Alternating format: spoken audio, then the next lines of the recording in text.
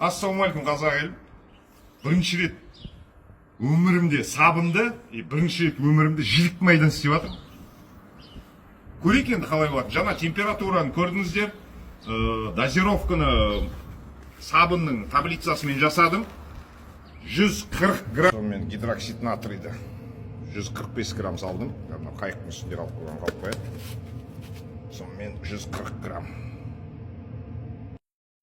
Салдым, оны суыттым 58 градусқа, мынау 56 градус, 60-тан төмен болу керек сабын шығу үшін. Енді көреміз. Мен майды 2 литрлік банкке құйып жатырмын.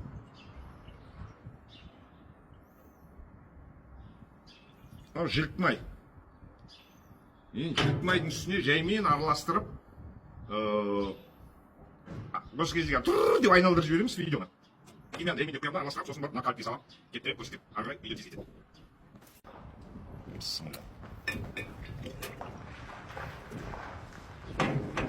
Көрдім ағарып жатыр.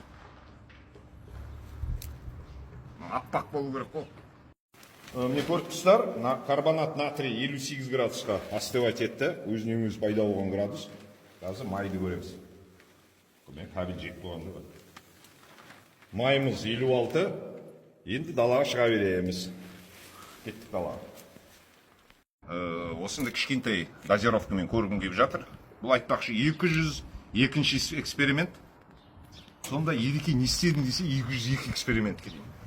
Мен есімге алған 67-ші, 111-ші, 150-ші, 198-ші эксперименттер, олар енді ұзақ әңгіме.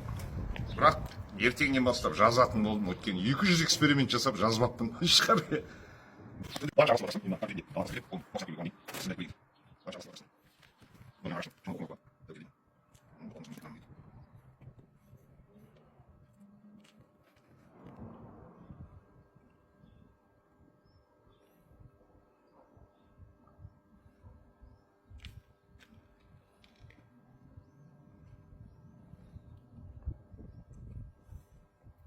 Сол тез судың химияға ұрынып қалмаудың амалында істеп жатыр.